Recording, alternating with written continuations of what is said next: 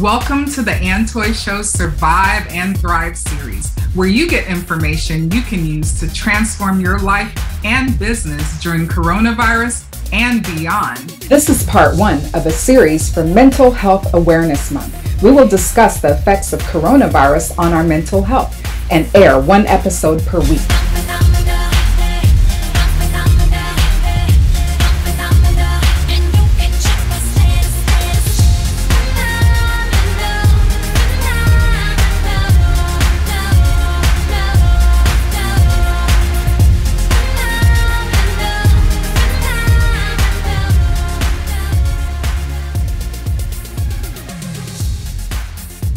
Welcome to the show, you guys. Thank you. How are you guys all doing today? Nice to be here. So good to have you. Let's start by introducing yourselves to everyone so they know who you are. My name is Angel Moore. I'm a licensed clinical mental health counselor, and I am the owner of a Moore's Counseling Service where we're here to help those with any mental challenges that they may have. All right. My name is Dr. Clinton Bullock, and I am the CEO and founder of Clinton Bullock Coaching. And I am a life coach, and I assist people in fulfilling their dreams and their goals. And I assist people in pushing their life ahead so that they may live a successfully professional and personal life. Oh, awesome. Hello, my name is Carrie Laylor. I'm a licensed professional counselor and certified anger management specialist. I am the owner of Agape Transformation Practice. We are a mental health and wellness center in Decatur, Georgia, and we work with the high achieving women who are juggling lots of plates and trying to make the world a better place in their own right and don't find the time to really take care of themselves or to receive the support that they really need. So we allow them to come into our office or into our space and take off the mask so that they can really focus on themselves and get everything that they need. You guys are doing amazing work. Well, I'm so excited today to talk about how coronavirus is affecting us. Let's kind of reflect back on the overall experience that you guys feel that you've had and other people are having with relationship to coronavirus. I know that the coronavirus for some of my clients, it has made them hypervigilant. They are nervous. Some of them, the anxiety level and the stress has gone through the roof. And a lot of, some of them, mothers in particular, have this issue with the homeschooling thing. You know, they're not teachers. And so now all of a sudden they're teaching and they're afraid they're not teaching right. So now they just bring the anxiety to another level, the stress to another level, because they feel like their children are missing out, that they're not learning like they should.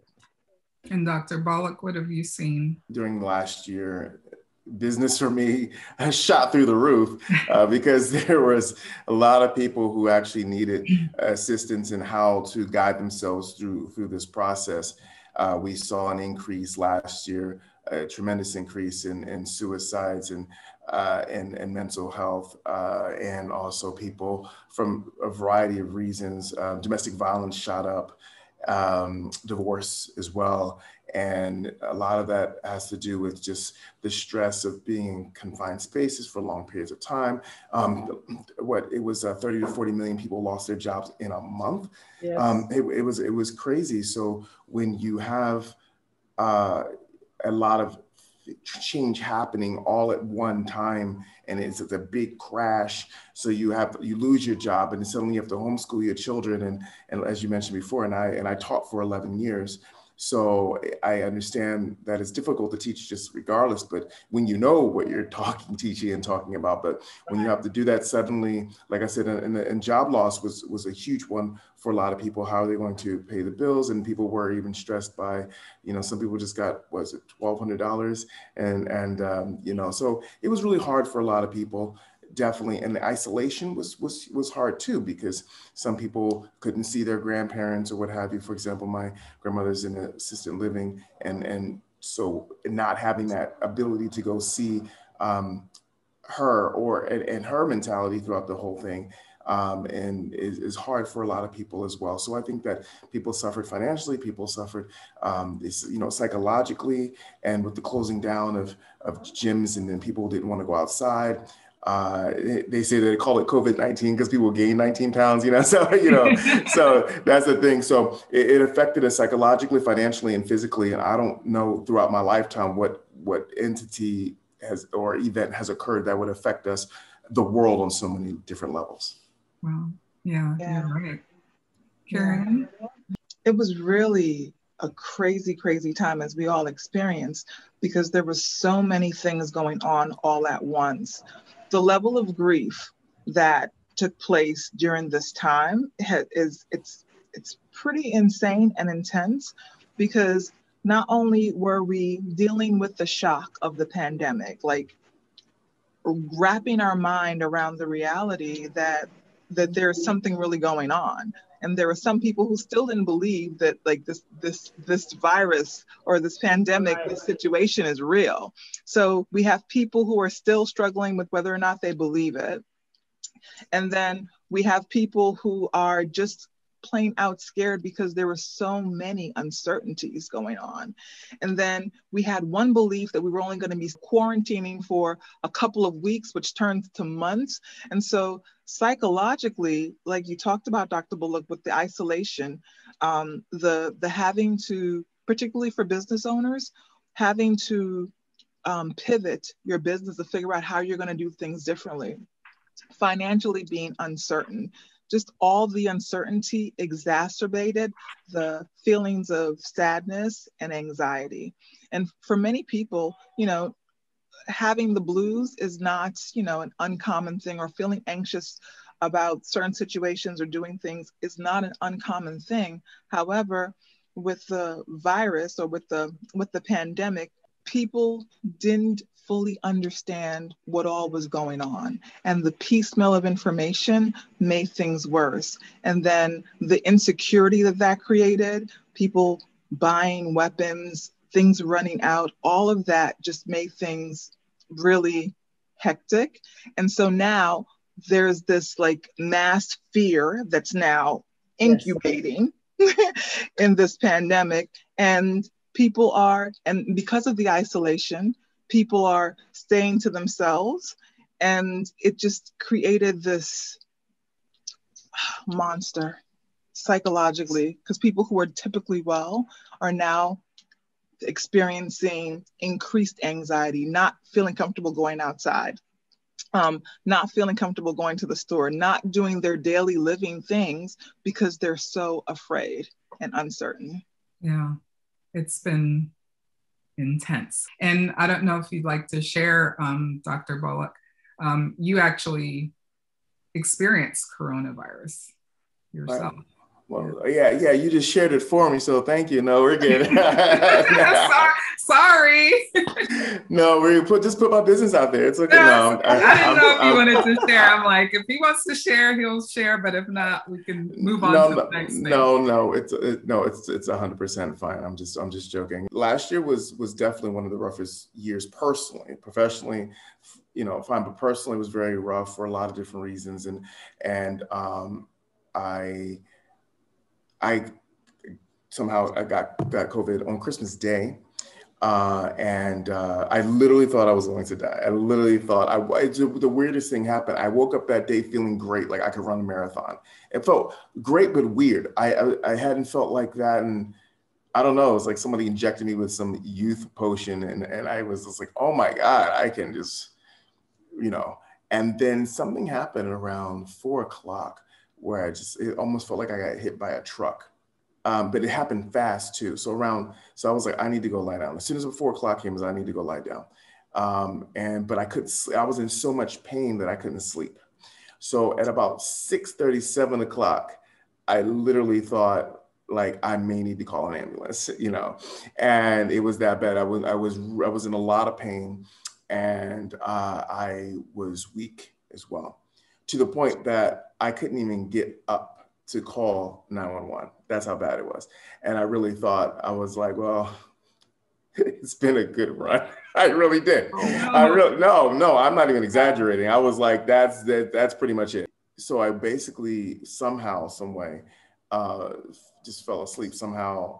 And then I was a little, so I'm not gonna lie, I was a little surprised. I woke up on the 26th. I was like, am I still here? Like it was that bad. It was so much pain. But the next day, I just had regular aches and pains. So week one was like aches and pains, body aches and pains. And week two is aches and pains and respiratory issues. They built upon each other. And in week three was aches, pains, body, respiratory issues, and I lost my voice. I think you and I were communicating around that time, Antoy, where I lost my voice. And then something really interesting happened. At the end of week three, that Friday, I woke up and everything was great. It was like I never even had anything. It was just shut off, just as quickly as it came, was as quickly as it left. But I had never been sick for 3 weeks. And at the end of week two, I was like, come on already. Like, I just couldn't kick in. I was a little worried. I didn't really I got worried the first night, obviously. But after that, it was just like, okay, feels like the flu, feels like that. But then after the end of week two, I was like, I'm not recovering. And when you're not recovering, you don't know when you're going to recover. I know someone who said that she was bedridden for 2 months, a family member. So I can't imagine being sick for that long. When you're sick for that long, again, it has a deep psychological effect on, and I was alone. So it wasn't like, oh, people were leaving food at my door. I was completely alone, which is contrary to my love language, which is quality time. And so it really hurt me to spend that much time by myself. And then 3 weeks after that, being as sick as I was, I had to cancel clients and so forth. It was a lot. So it hurts you, not just physically, but the psychological aspect of me actually thinking that oh, like this is it, and because it has killed a lot of people. So I'm not any different, So it was that psychological aspect. It can be very scarring. I do want to say, when I actually did a health and wellness seminar for USC, I did highlight something. If you establish out certain things from the past, or just establish out certain things that give light to who you are today, you'll be more equipped to handle what happens to you in the future. Meaning, I had already established just the person I am, a great level of discipline and resiliency, just growing up and so forth. So what happens is, when you establish out certain character traits, it makes you more capable. I'm not saying you're going to be successful, but maybe more capable of handling stressful situations. So these are some things we should definitely work on when we're not stressed, and our levels of resiliency, our levels of discipline, our levels of, and how did that display itself? I still attempted to eat well, even though I did lose my sense of taste. But I still attempted, even when I didn't want to eat, I was disciplined enough to eat because I knew it was good for my body. And what is discipline? Discipline is the positive thing that you do despite how you feel. So, and that's kind of how I felt. So that's how it deeply affected me going in 2021. And we should all get T-shirts say, "I survived COVID." I think that's it. So, yeah. I know someone who was going through that, and she expressed some of the same things you expressed. And she has PTSD, which is common for people with COVID, even if that, especially those who was in ICU. The lights bring that stress on, that fear again, because it's reminding them, and all the noise inside the ICU. And I have a client who said she was just so nervous because she's a single mom, and she thought she was going to die when she had COVID. And she was like, so who's going to take care of my children? She don't have any family living in the state with her. So she was like, what's going to happen to my children? So it brought on this big fear and depression, because then she started thinking, what happens if I get it again? What happens if something happens to me? Because it made her start thinking about, where's my children going to be?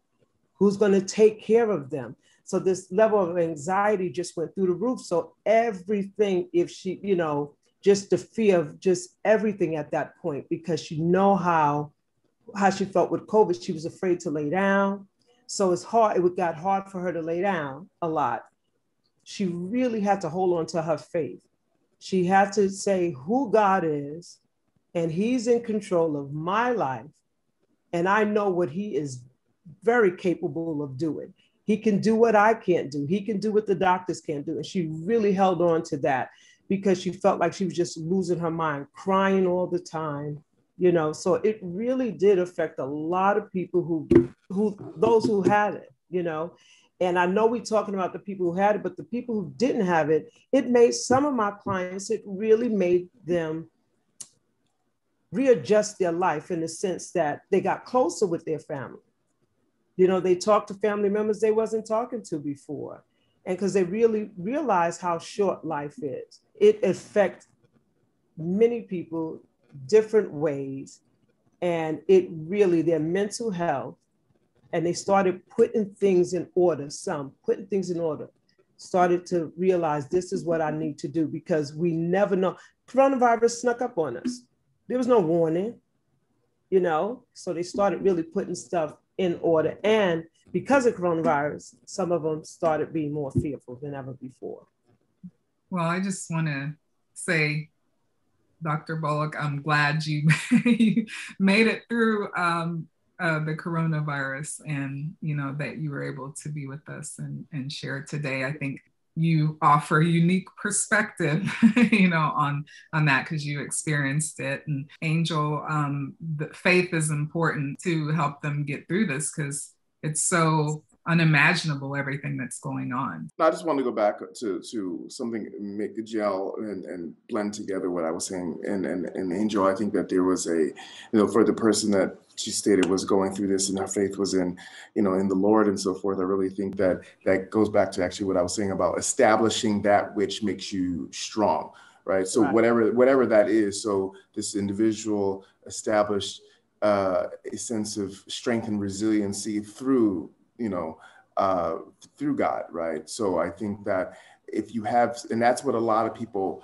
had to lean, but they had to establish these things before these things happen. So I just want to say that that's just an excellent example of what I was trying to express, is that once you establish a great sense of whether it's supporting family and whatever, and those types of things, where you have to establish those things before a crisis happens to increase the chances of you getting through it. Yes.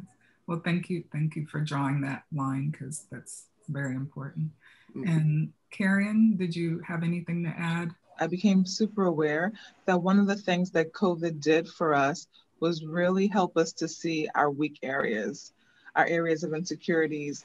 It really caught a lot of us with our pants down, and who likes that, right? So whenever we recognize all of the weak areas, for example, if something happens to me, what's going to happen to my child, or who is going to pull the plug? The planning that we didn't do before, whether it be having an emergency fund that you've been thinking about and you've depleted and you haven't, re-upped, or having savings, or even your estate planning, all of these areas that were shown to be weak, even in our marriages.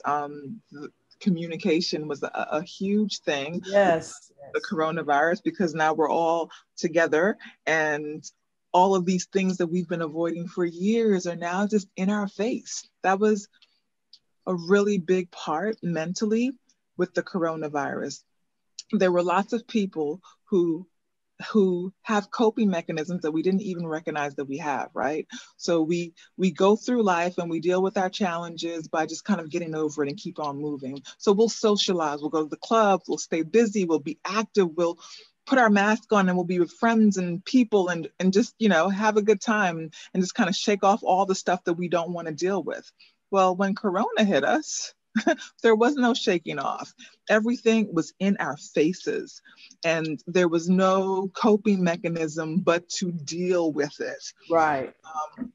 And that was really, really hard for lots of us. And so whether it be I drink too much and now I'm drinking even more, or I'm not the best parent because I don't spend enough time with my children, or I can't even help them with their homework, I don't even know what's going on in their lives, or just all of the weak areas were just in our face and we had to deal with it all at once. And so when I talk about the mass grief that I believe the world had to deal with, just the shock of it all and the having to see ourselves in the mirror was really, really challenging. And so once again, the people who didn't have any diagnosis of anxiety or depression or PTSD, these things started to pop up, so to speak, because the system that we created, you know, when we think about family systems, like a wheel and the cogs are in the wheel,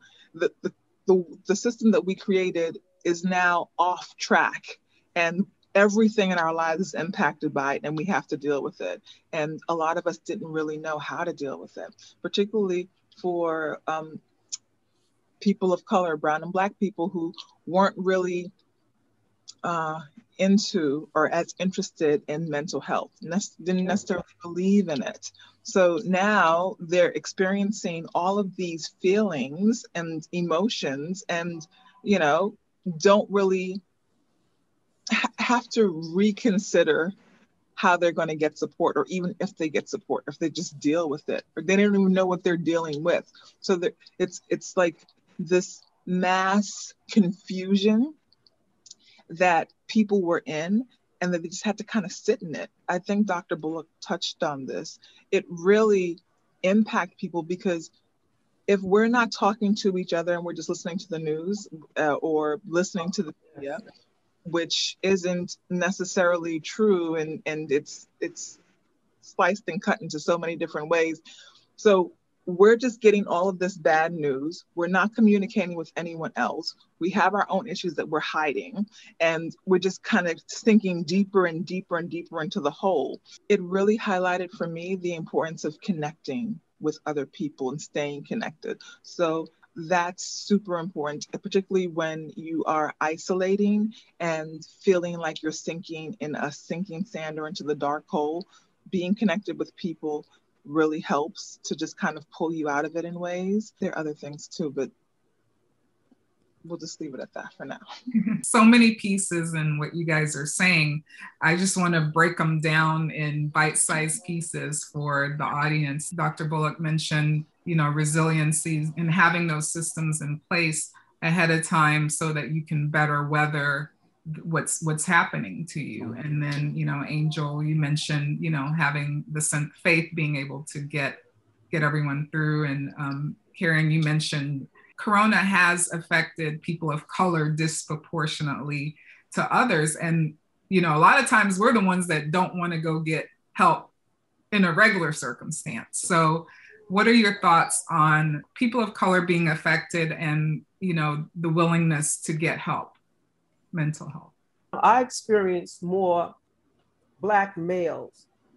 I haven't had so many Black male clients, young, not the older ones, but the younger ones. And it's amazing to see their honesty and saying they didn't believe, you know, in counseling so much, because the way they, you know, grew up, and more people asking for Christian counseling. That was big for me. They was like, I want Christian counseling. And so I got a lot of calls for that, so that we can tap in.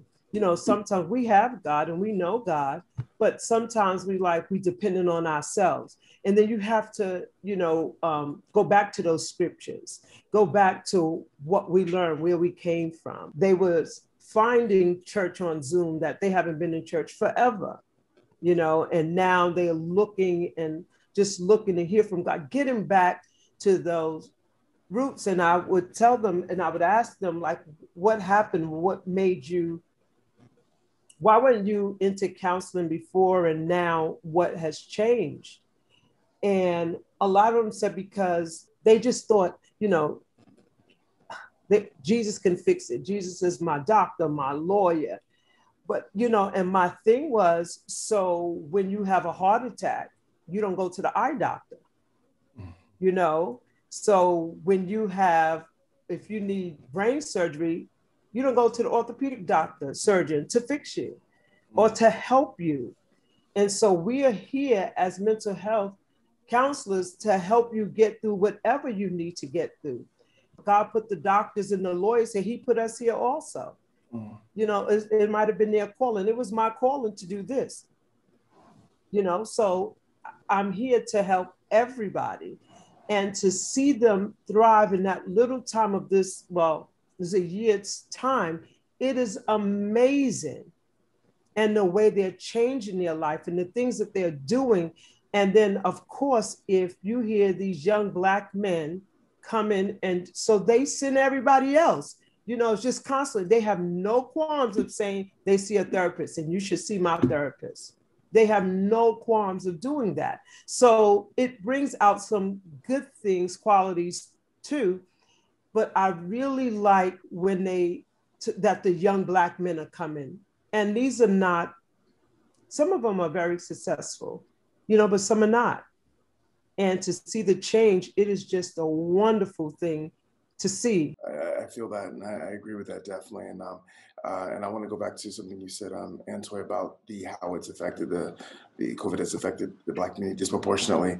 I want to go back to my previous comment again to go with the systems that must be in place, so when something happens, you are better equipped to handle that or not. So if you look at the Black community, for example, the number one cause of death is heart disease, right? So, and that has to do with types of things we're eating, types of things we're putting in our body, a lot of different things. The stigma in the Black community of going to a mental health professional and so forth and so on. So so now you have something like Corona hits where where we have these, again, there were so many pre-existing conditions that actually exacerbate COVID, or COVID exacerbates the pre-existing conditions, however you want to play that off of each other. So they play off of each other. So, and again, given what already, we'll say, plagues the African-American community, those just add to the how lethal COVID has been when you have in the mental health area where it's more of a stigma to get help and so forth. Plus, already our number one for the Black community, cause of death is heart disease and so forth. Is that there's a thing where we definitely, I feel, need to take better care of ourselves mentally and physically, and I think that COVID highlighted that. I agree with you with having those systems in place. And then I want to fast forward to now, because a lot of people didn't have it in place, but this is the time if they didn't, and you still don't have it in place, you need to get on it, like begin to do those things that support health in every way, including, mental health, and begin to put those systems in place so that, you can weather what's next. Yeah, I've noticed that there has been a larger focus on mental health and wellness. And as a result of that, with all of the things going on, but within COVID, even with Black Lives Matter, and people actually dealing with the things that have been around all of this time that we really haven't been dealing with. We've been just kind of like trying to move forward. Since there has been a highlight, if you will, on mental health, I'm finding that there are more Black and brown people coming in for therapy. Men and women have always kind of showed up, and families, like women bringing their families in.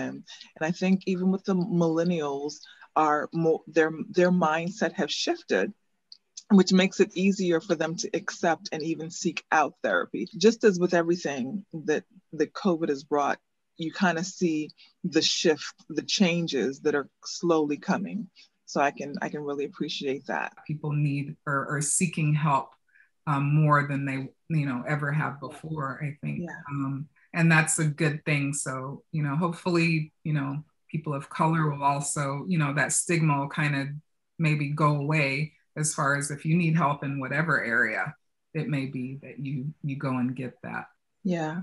Especially with it being on television more. When you look at the reality TV, you see therapists, and get them seeking counseling and all of this stuff. So it's more and more acceptable. You guys have been awesome. I would like to let the audience know where they can find out more about you guys. They can find me on Amore's Counseling Services.com,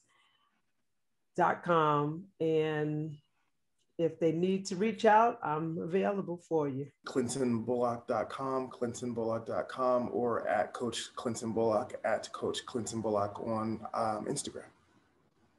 You could always go online at agapetransformation.com and get all of our information. We also have a Facebook page, which is Agape Transformation. Thank you guys so much for coming on the show today and sharing so much information. It was great to kind of reflect on the journey we've been on with this coronavirus and how it's affected us. And it's, you know, I know it's going to really help a lot of people to get the information for you guys. Thank you so much.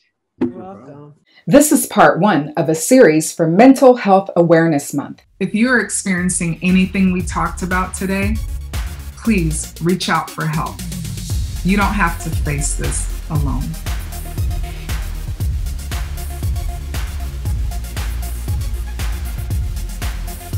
Thank you so much for watching. If you liked what you saw on this episode, make sure you share it with everyone. And if you want more inspiring content, go to youtube.com/The Antoy Show, mangoseed.tv, and antoygrant.com. See you guys soon.